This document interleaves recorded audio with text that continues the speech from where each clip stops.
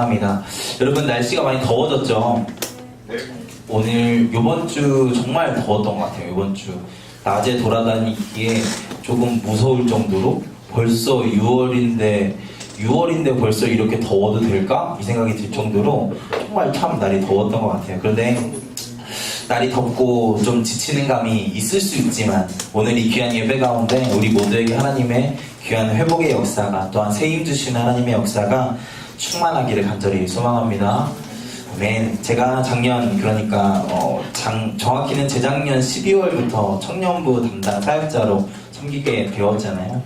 그때 저는 정말 두 마음이 있었습니다. 하나는 먼저는 사실 두려운 마음이 있었어요. 왜냐하면 다 또래들이고 그리고 다 저보다 형인 분들도 있고 이러다 보니까 이게 이렇게 말씀으로 지도가 가능할까? 그래서 저 형님들이 지금 웃고 계신데 이게 말씀으로 지도가 가능할까? 이런 생각들이 조금 들기도 했었습니다. 사실 중고등부는 다 어린 친구들이고 이야기를 할 때도 조금 그렇게 편하게 이야기할 수 있는 그런 갭이 있잖아요. 근데 여기는 갭이 없으니까 일단 갭이 하나 없는 상태로 들어가다 보니까 그게 가능할까? 이런 생각들이 조금 두려운 마음으로 들기도 했습니다. 그런데 또 다른 한편으로는 기대감이 있었습니다. 청년이라는 무언가 단어만 들어도 뭐든 할 수 있을 것 같은 그런 공동체와 함께 할 수 있다는 것이 기대가 됐었습니다. 청년이라는 단어는 그 단어만 들어도 정말 뭔가 힘이 넘칠 것 같고 희망이 넘칠 것 같고 또 그 시절이면 무엇이든 할 것 같은 그런 느낌들이 있잖아요. 저도 청년부에 처음 이쪽으로 올라왔을 때 그렇게 뭔가 에너지 넘치는 사람들과의 만남을 좀 많이 기대했던 것 같습니다. 그런데 막상 청년부에서 와서 한 명 한 명 만나 보니까 물론 그렇게 에너지 넘치는 청년들이 몇몇 있지만 많은 청년들이 자신의 삶의 무게로 힘들어하고 있다는 것을 알게 됐습니다.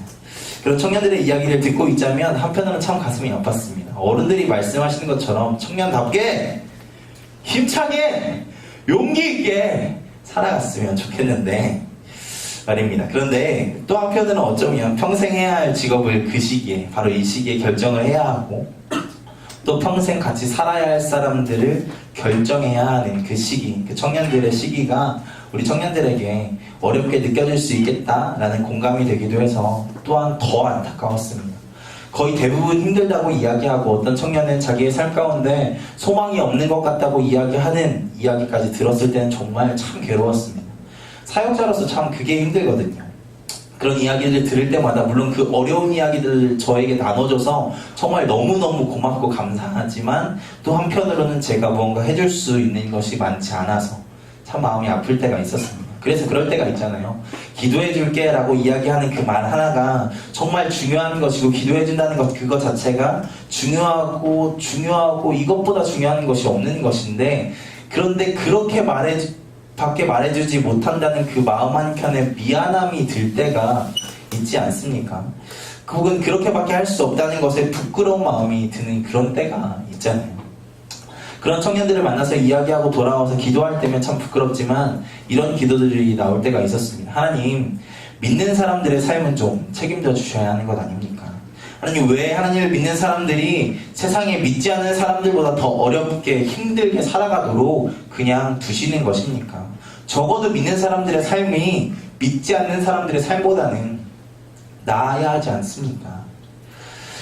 믿는 자의 삶이라고 한다면 적어도 저 하늘에서 누리는 천국의 삶이 아닐지라도 이 땅에서 맛이라도 볼 수 있는 정도의 그런 삶을 살 수 있으면 좋겠는데 하나님을 믿는데도 우리는 종종 우리의 삶에 어려움을 경험하게 될 때가 있습니다. 사실 오늘 말씀 가운데 있는 이스라엘도 바로 그런 상황 가운데 있는 사람들입니다. 우리가 읽은 이사야서는 여러분들 아시는 분들은 아시겠지만 참 독특한 책입니다. 왜냐하면 이사야서에는 이사야서를 한 명이 썼다, 두 명이 썼다, 세 명이 썼다, 여러 가지 이야기들이 있는 책이거든요. 그런데 맛있게 점심을 먹고 혹은 방금 일어나서 나온 여러분에게 이런 어려운 이야기들을 하는 것은 조금 무리가 있을 것 같아서 조금 편하게 이야기를 하자면 이 예언자의 선포를 듣는 청중이 달랐다는 것입니다.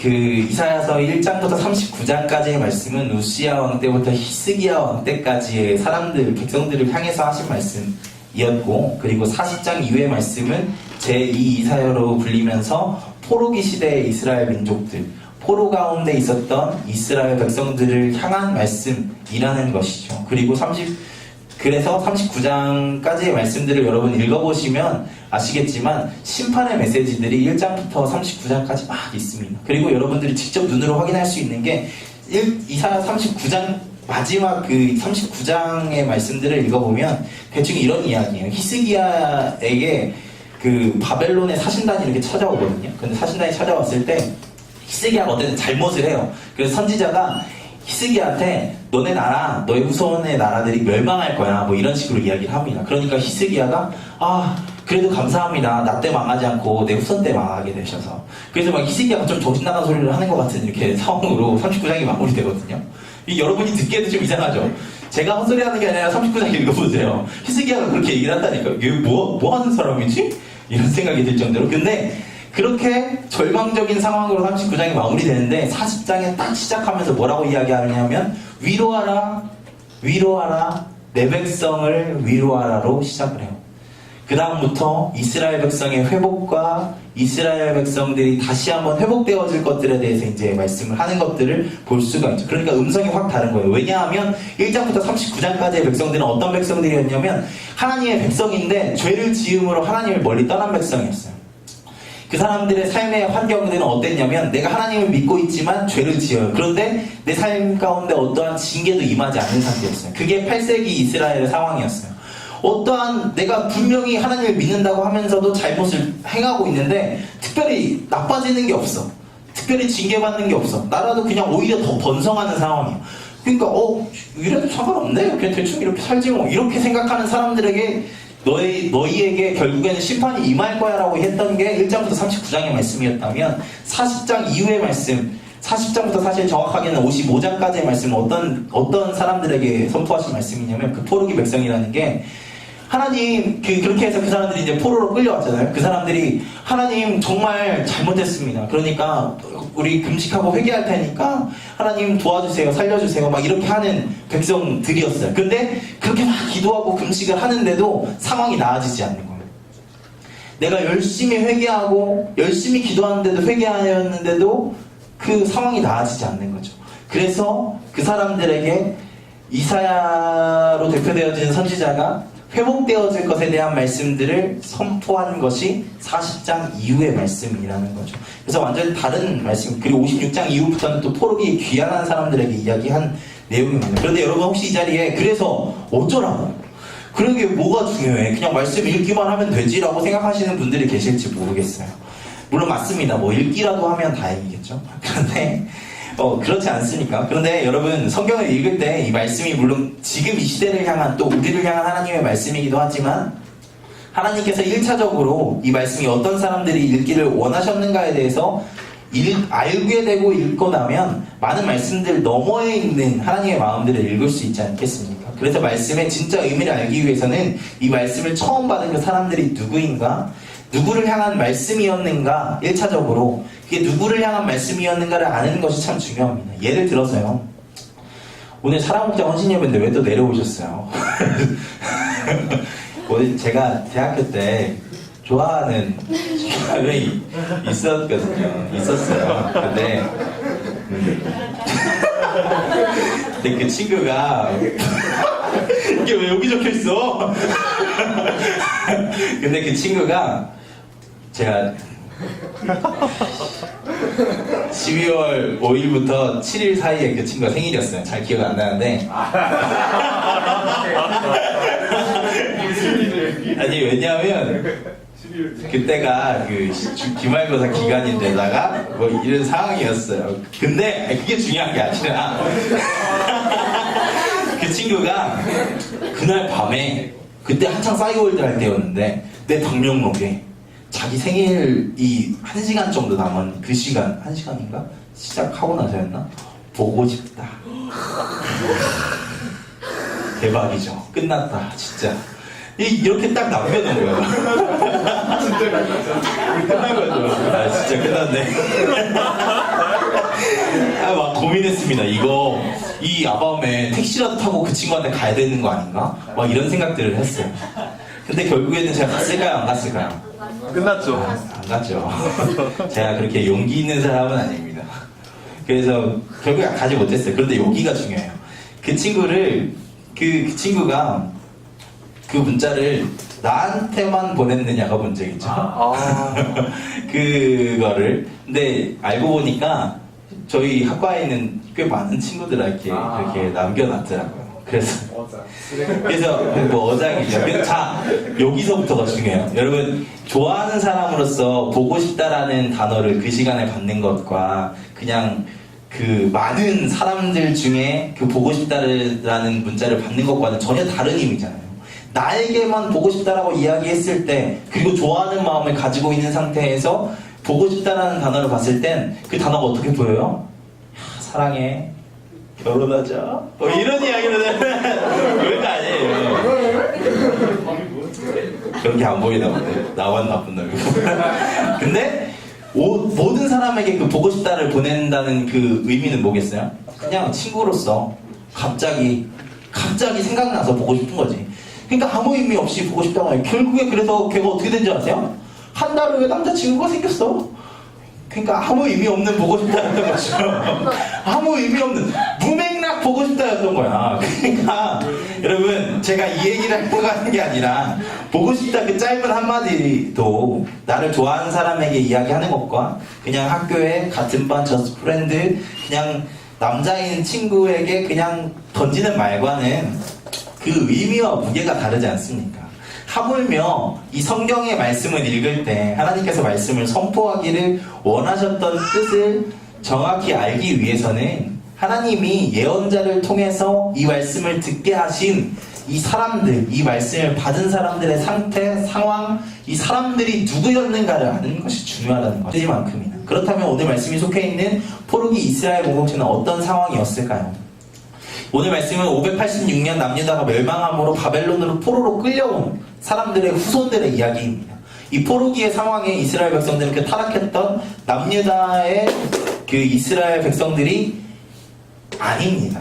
오히려 그들의 죄로 인해 징계를 받아서 포로로 끌려온 이후에 바벨론에서 태어난 그 다음 세대의 사람들이 대부분이었다는 것이죠. 우리가 생각하는 것보다 성경에 대해서 사실 많이 알고 있기 때문에 구약의 역사가 아주 짧게 느껴지는 경우들이 있습니다. 그래서 이스라엘 사람들은 다 나쁜 놈들이야.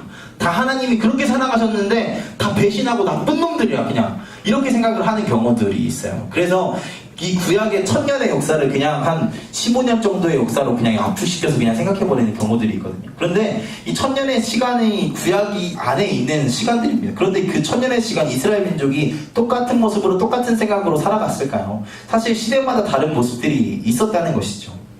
그러면 오늘 말씀에 특히 이 포로기의 시대를 살아가는 그들이 경험하는 삶이라는 것은 어떠한 것이었겠습니까? 내가 지은 죄가 아니라 조상의 죄로 인해 끌려와서 경험하고 있는 그 고난 가운데 있는 이스라엘 사람들의 마음이라는 것이 어떤 것이겠어요? 그들이 지은 죄가 아니잖아요. 100번 양보해서 조상의 죄 때문에 그 나라가 망했다고 한다면 그 조상 이후에는 이제 회복시켜줘야 되는 건 아닙니까? 게다가 이 포로기의 시간을 사는 사람들은 그냥 대충 사는 사람들이 아니었어요. 여러분, 이스라엘 안에 금식의 문화가 언제 생겼냐라고 얘기를 했을 때 가장 두드러지게 그리고 가장 정형화되게 일주일에 2번씩 하는 그 금식이 언제 생겼냐면 포로기 때 생겼다라고 해요. 왜냐하면 내가 그렇게 열심히 기도를 해야 하나님께서 용서를 해주시고 회복하여 주실 것이라고 생각을 했기 때문이죠. 그래서 스가랴서나 포로기 시대의 다른 예언서들을 보면 정말 철저하게 금식하고 정말 더 철저하게 신앙생활을 하려고 하는 모습들이 나타납니다. 그런데 어떻게 됩니까? 상황이 나아질 기미가 보이지 않는 거예요. 그들의 삶은 여전히 힘들고 어려운 것입니다. 아무리 기도하고 아무리 부르짖어도 힘들고 괴롭기만 한 것이죠. 어떠한 소망도 그들의 삶의 현장 가운데서 발견되어지지가 않는 거예요. 이것이 그들의 상황이었습니다. 그래서 이 사람들이 27절에 이렇게 고백했다라고 이 예언자는 말씀을 하고 있죠. 내 길은 여호와께 숨겨졌다라고 말입니다. 내 송사는 하나님에게서 벗어난다고 그들이 고백을 했다는 것입니다. 이것은 어떤 말입니까? 어떻게 해도 살 길이 보이지 않는 것이 그들의 현실이었다는 것입니다. 아무리 기도해도 이들의 기도는 하나님께서 듣지 않으신다고 느껴졌다고 고백을 하는 것이죠. 한마디로 하나님이 우리를 버리셨다라고 생각을 하는 것입니다. 이들의 마음이 조금 느껴지십니까? 이들의 그 답답한 마음이 좀 느껴지세요? 만왕의 왕 천지의 창조주이신 하나님을 믿는데 우상을 섬기는 저 민족에게 포로로 끌려와 있는 이 아이러니한 상황 속에 있는 이들, 아무리 부르짖어도 회복되어질 것 같지 않은 상황에 있는 이들의 마음 말입니다. 이들은 아마 앞서 나누었던 우리네 고백처럼 이렇게 부르짖었을 것입니다. 하나님 어디 계십니까? 하나님, 적어도 믿는 자의 삶을 책임져 주셔야 하는 것 아닙니까? 하나님, 적어도 믿는 자들의 삶은 믿지 않고 우상 숭배하는 저들보다는 조금 나아야 하지 않습니까? 사실 이렇게 믿는 자의 삶에 찾아오는 이해할 수 없는 고난에 대한 물음은 정말 오래전부터 신학자들 뿐 아니라 수많은 신앙인들이 고민해 오던 것이었습니다. 왜 우리의 인생에는 항상 알 수 없는 고난이 닥칠까? 아니, 적어도 전능하신 하나님을 믿는다는 사람들의 삶이 매 순간 천국일 수는 없어도 이유를 알 수 없는 고난은 없어야 하지 않을까 하는 것 말입니다. 사실 저도 잘 모르겠습니다. 설교단 위에서는 확실히 있는 말만 해야 한다고 많은 선배 목사님들이 말씀해 주셨는데 이것은 정말 모르겠습니다. 왜 포항 지진으로 사람들이 괴로워했어야 하고, 왜 저 시리아에서는 수많은 사람들이 이유도 모른 채 죽어야 하며, 왜 세월호에서는 그 아까운 생명들이 죽어야만 했는지 말입니다. 정말 모르겠습니다. 그런데 오늘 말씀에 이렇게 울부짖다 못해 좌절한 이스라엘 백성에게 하나님이 말씀하시죠. 어떤 말씀을 하시냐? 하나님은 자신이 영원한 하나님이시며 천지의 창조주이신 하나님이심을 드러내고 계십니다. 아니, 힘들어 죽겠는데 당장 도와주시지는 않고 왜 갑자기 창조 타령입니까? 왜 하나님은 지금 이 괴로워하고 절망하고 있는 이스라엘 민족에게 자신이 창조의 하나님이라고 말씀하고 계시는 것일까요? 한 가지 놀라운 것은 하나님은 성경의 다른 곳에서도 고난받는 자의 삶 가운데 찾아오셔서 자신을 창조의 하나님으로 계시하셨다는 것입니다. 그 대표적인 곳이 여러분들이 잘 아시는 욥기입니다. 다들 욥기 읽어보셔서 아시겠지만 욥의 인생 가운데 설명할 수 없는 고난에 대해서 욥의 친구들과 서로 이런저런 이야기를 하면서 논쟁을 하는 것이 욥기의 전반적인 내용이죠. 하나님은 그런 그들에게 찾아오셔서, 그리고 하나님께서 그들에게 물으셨죠. 천지를 창조할 때 니네 어디 있었니? 해와 달과 별을 지을 때 너네 어디 있었어? 여기에서도 지금 그들에게 자신이 천지의 창조주이신 하나님이심을 드러내신 것이지 않습니까? 왜 고난받는 자에게 자기가 창조주 하나님이심을 드러내신 것일까요? 이것이 어떤 의미겠습니까? 우리는 하나님의 계획과 뜻, 이 모든 것을 다 알 수 없습니다. 사실 왜 이런 고난이 오는지 성경에서의 하나님은 우리에게 그렇게 친절하게 설명해 주시지도 않습니다. 하지만 그런 불충분한 설명 가운데도 하나님께서 창조의 하나님으로 자기를 드러내시는 이유가 있습니다. 그것은 하나님은 아무것도 없는 가운데 이 우주 만물과 우리를 창조하신 하나님이시라는 것을 우리가 알고, 우리의 이 정말 아무것도 도와줄 수 없는 것 같은 이 현실 가운데서도 도와주실 수 있는 하나님이시라는 것을 알려주기를 원하시는 것입니다. 그런 땅이 혼돈하고 공허하며 흑암이 깊음 위에 있을 때 하나님의 창조가 시작되었던 것처럼, 우리의 삶이 혼돈하고 공허하며 흑암이 깊음 위에 있을 때도 하나님의 창조가 가능하며, 하나님께서는 그 위에서도 세상을 창조하셨던 것처럼 나의 절망적이고 흑암이 가득하고 혼돈한 나의 삶 가운데서도 도우실 수 있는 하나님이시라는 것을 알려주기를 원하시는 것입니다. 정말 소망 없는 우리의 삶을 소망이 넘치는 삶으로 바꾸어 주실 수 있는 분이라는 것, 어떤 것도 어떠한 사람도 아닌 바로 우리 하나님만이 우리의 이 절망적인 상황 가운데 도우실 수 있는 분이라는 것을 우리에게 알게 하기를 원하시는 것입니다. 그래서 하나님은 이 절망하고 있는 이스라엘 백성에게, 절대적으로 좌절하고 있는, 심지어 하나님이 우리를 버렸어라고 생각하는 그들에게 자신이 창조주 하나님이심을 말씀하시는 것입니다. 할렐루야, 할렐루야. 우리 하나님은 창조의 하나님이십니다. 우리가 어떤 상황에 처해 있든, 나의 삶이 어떤 절망과 좌절 가운데 있든, 하나님은 그것을 완전히 다르게 바꾸실 수 있는 창조의 하나님이십니다. 할렐루야, 할렐루야. 그래서 우리가 모든 상황 가운데 하나님을 의지할 수 있는 것입니다. 하나님만이 우리의 삶 가운데 소망이 있게 하시는 하나님 분이시기 때문입니다. 저에게는 저 소리 지르는 아들 한 명이 있습니다. 집에서도 저렇게 소리를 지르는데 아빠가 말하는데 소리를 지르니까 여러분들에게서는 여러분들이 보시기에는 어떠실지 모르겠지만 저는 저렇게 소리 질러도 너무 예뻐 죽겠습니다. 그런데 이 친구가 참 겁이 많아요. 저 친구가. 그래서 막 처음 보는 인형을 가져다 주면 막 무슨 귀신을 본 것처럼 막 이렇게 놀라요. 진짜 그렇게 놀라는 거 처음 이러면서 놀라는데 깜짝 놀랐어요. 게다가 팽이를 한번 줬었거든요. 누가 팽이를 줬는데 팽이를 딱 돌리면 그 팽이가 불빛이 나면서 노래가 나오는 팽이에요. 빰빰빰빰빰빰빰 이런 노래가 나와요. 그 불빛이 막 이렇게 무슨 그 미러불 나오는 것처럼 번쩍번쩍번쩍 하면서, 그러니까 그걸 이렇게 앞에서 바로 처음에 이렇게 좀 멀리에서 이렇게 해주니까 신기해서 이렇게 쳐다보더라고요. 그래서 바로 앞에서 확 해줬거든요. 그거 하자마자 막 그냥 어떻게 할지 모르고 막 와 울더라고요. 진짜 안아줘도 달래지지 않을 정도로 진짜 그 정도로 겁이 많거든요. 그런데 이 겁이 많은 친구가 아주 용기가 있을 때가 있습니다. 저희 집에 침대가 좀 높은 편인데 밑에 수납을 많이 하고 싶어서 그렇게 만들었거든요. 근데 그러다 보니까 이제 애가 떨어지면 다칠 수가 있어요. 그래서 사실 죄송한 이야기지만 한번 제가 원래 이렇게 떨어지지 말라고 이렇게 가드를 쳐놨는데 그 가드를 내려놓고 이렇게 나왔다가 아들이 콩 떨어진 적이 한 번 있어요. 그래가지고 와 엄청 울고 했던 적이 있었거든요. 그래서 자기도 거기에서 떨어진다면 아프다는 걸 알아요. 그래가지고 요즘에는 자기가 앞으로 떨어지면 분명 100% 떨어지니까 뒤로 발부터 이렇게 내려가 봐요. 근데 발이 안 닿거든. 그래서 아등바등 하다가 다시 와요. 근데 얘가 저만 있으면, 밑에 저만 있으면 그냥 머리부터 떨어져요. 이렇게 어깨 잡고 머리부터 떨어지는 거예요. 왜 이 친구가 이럴까요? 왜 이럴 것 같으세요? 저를 믿으니까, 내가 잡아줄 거를 믿으니까. 떨어져 봐서 아프다는 걸 알지만 그래도 우리 아빠가 있으니까 그 높이에서 그냥 머리부터 들이밀고 떨어지는 거예요.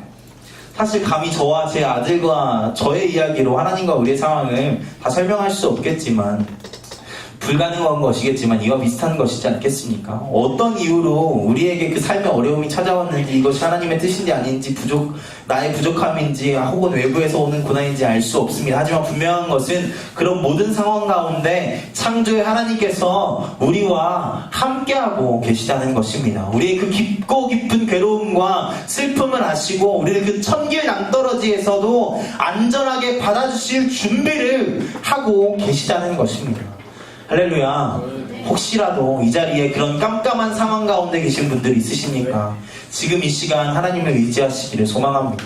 우리의 그 절망적인 그 천길 낭떠러지와 같은 그 깜깜한 어두운 가운데서도 빛을 창조해 주신 하나님처럼 우리의 삶 가운데 소망이 있게 하실 분이 바로 우리 하나님이시기 때문입니다. 오늘 말씀은 그 하나님께서 피곤하지 않으시며 곤비하지 않으시며 명철이 한이 없으신 하나님이시라고 고백합니다. 아무리 부모라도 지치고 힘들지만, 아무리 사랑하는 연인이라도 때로는 지치고 피곤하여 하지만 우리 하나님은 우리를 사랑하시되 지치지 않으시고 정말 쉼없이 우리를 위해 일하시는 분이시라는 것을 믿으시기를 바랍니다. 또한 우리의 지혜롭지 않음으로 어려운 삶의 문제들이 생길지라도 그 가운데 하나님의 명철하심으로 문제를 해결해 주시는 분이시라는 것을 믿고 의지하시기를 바랍니다. 그리고 더욱 우리에게 소망이 넘치는 것은 오늘 말씀에서 이야기하듯이 하나님은 본인만 피곤하지 않으시고 곤비하지 않으신 하나님이 아니시라, 피곤한 자에게 능력을 주시고 무능한 자에게 힘을 더하신 하나님이시라는 것입니다. 하나님은 믿고 의지하는 자에게, 그 사람이 피곤하여 탈진한 자이든 무능하여 아무것도 못하는 자이든 하나님께서 그 사람에게 회복하시고 살게 하시는 하나님의 능력을 부어주신다는 것입니다. 지친 마음으로 괴로워하시는 분들이 있으십니까? 우리에게 능력 주신 하나님을 의지하시기를 소망합니다. 아무것도 없다고 생각하여 좌절하시는 분들이 있으십니까? 우리에게 힘 주신 하나님을 의지하시기를 소망합니다. 오늘 말씀에서 특별히 악망하다라고 번역되어진 히브리어 카와라는 것은 기대하다, 기다리다, 간절한 마음으로 사모하고 인내하면서 도움을 기다리다라는 뜻을 가지고 있습니다. 저는 우리 사랑하는 청년부 공동체가 여호와를 앙망함으로, 기대함으로, 기다림으로, 의지함으로 하나님이 주시는 힘으로 이 땅에서 어떠한 상황 가운데서도 승리하는 우리가 되기를 간절히 소망합니다. 정말 모든 상황 속에서 하나님을 앙망함으로 하나님 주시는 힘을 받아 능력받아 승리하며 살아가는 우리가 되기를 간절히 소망합니다. 소망합니다. 오늘 말씀은 분명히 이야기합니다. 젊음을 의지하는 소년도 자기의 기력을 의지하는 장정도 넘어지고 쓰러지되 오직 여호와를 앙망하는 자는 새 힘을 얻을 것이라고 말입니다.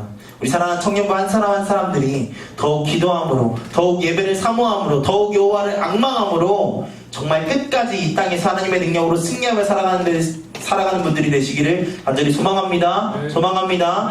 날마다 주님 손 붙잡고 승리하는 우리가 되기를 간절히 소망합니다. 우리 같이 찬양하고 기도하도록 하겠습니다.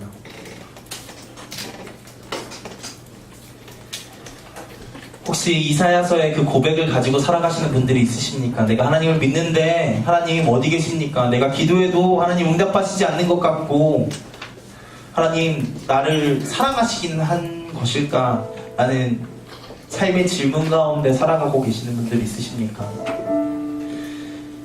여러분, 이스라엘 사람들은 그것을 몰랐을지라도 우린 알잖아요. 성경에서 말씀하시는 것처럼 그 절망적인 가운데서도 하나님 그냥 두시지 않으시고 결국에는 회복하셨습니다.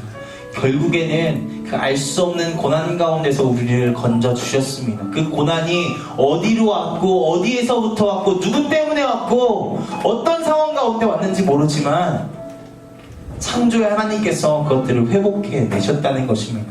우리가 이 시간 같이 모든 상황 속에서 같이 찬양하실 때 그 모든 상황 속에서 역사하실 수 있는 그 하나님을 찬양하며 우리 같이 그 삶의 기도의 제목들을 내려놓고 기도하는 시간 갖겠습니다. 우리 모든 상황 속에서 찬양하겠습니다. 모든 상황 속에서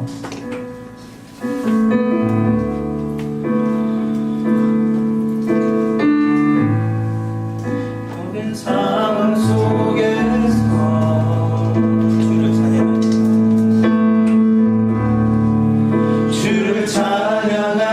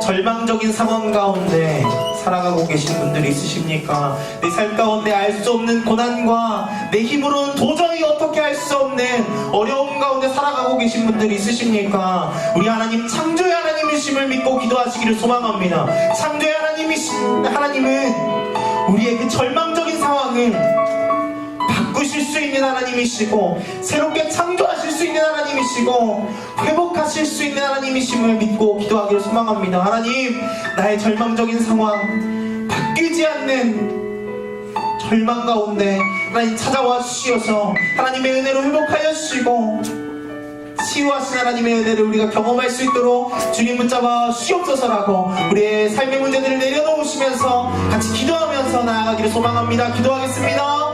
주님, 살아계신 하나님 아버지 감사합니다. 하나님, 우리가 우리의 삶의 문제들을 내려놓고 주님 손 붙잡고 나아가기를 소망합니다. 하나님, 나의 부족함과 연약함으로 때론 넘어지고 쓰러졌으며 하나님, 어떤 때는 좌절하여 넘어져 있을 때도 있었지만 하나님, 여호와를 악망하는 자에게 독수리가 나에게 치며 올라가는 수익을 주신 것이라고 말씀하셨던 것처럼 나의 절망적인 상황 가운데 회복하실 것을 믿습니다. 치유하실 것을 믿습니다. 그럼에도 나를 사랑하시는 하나님께서 결국에는 하나님의 은혜 가운데 회복하게 하실 것을 믿습니다. 하나님, 우리가 그 믿음의 눈이 있기를 소망합니다. 그것을 바라볼 수 있는 믿음의 눈이 있기를 소망합니다. 주님, 각 사람 가운데 믿음의 눈을 허락하여 주셔서 절망적인 상황 가운데서도 믿음의 눈으로 주님 바라볼 수 있는 시간이 있도록 주님 붙잡아 주시옵소서. 각 사람 가운데 하나님의 눈을 허여 주시옵소서. 하나님 함께하여 주시옵소서. 주님 역사하여 주시옵소서. 주님 역사하여 주시옵소서. 내 영혼이 확정되고 확정되어 싸우니 믿음에 눈들어 주를 바라봅니다. 내 영혼이 확정되고 확정되어 싸우니 믿음에 눈들어 주를 바라봅니다. 사랑하는 하나님, 감사합니다.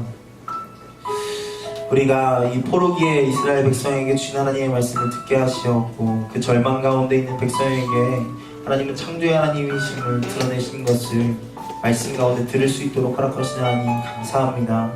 하나님, 우리의 어떠한 절망 가운데서도 하나님은 창조의 하나님이시며 그 모든 상황들, 정말 심지어 죽음까지도 하나님께서는 그 모든 상황 가운데 건져내실 수 있는 하나님이심을 우리가 기억하며 때로는 우리의 삶 가운데 찾아오는 알 수 없는 고난 가운데 때로는 넘어지고 가끔은 쓰러지지만 아예 엎드러지지 않고 아예 쓰러져서 일어나지 못하는 것이 아니라 주님 주시는 힘으로 주님이 우리와 함께 하신다는 그 소망으로 어떠한 상황 가운데서도 믿음으로 승리하며 나아갈 수 있는 우리 청년들 될 수 있도록 주님 붙잡아 주시옵소서. 그러기 위하여서 우리 각자에게 믿음의 눈을 허락하여 주시고 절망 가운데서도 하나님을 바라볼 수 있는 그 믿음의 눈 가운데 어떠한 상황 가운데서도 주님 찬양하며 어떠한 상황 가운데서도 포기하지 않으며 어떤 상황 가운데서도 승리하며 살아갈 수 있는 우리 사랑하는 청년들 될 수 있도록 주님 붙잡아 주시옵소서.